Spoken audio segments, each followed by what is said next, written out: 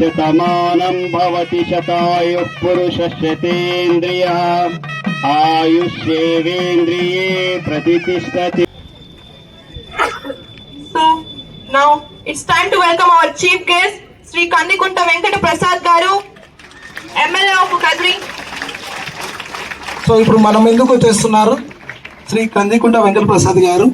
So ఏదైనా మనకు దెబ్బ తగిలితే ప్రతి ఒక్కరు కూడా అమ్మ అని పిలుస్తారు. అలాగే ఏ వ్యక్తి అయినా ఆపదలు ఉంటే గుర్తొచ్చే ఫస్ట్ పేరే మన. సో అన్న ప్లీజ్ గ్రాండ్ వెల్కమ్, క్లాప్స్.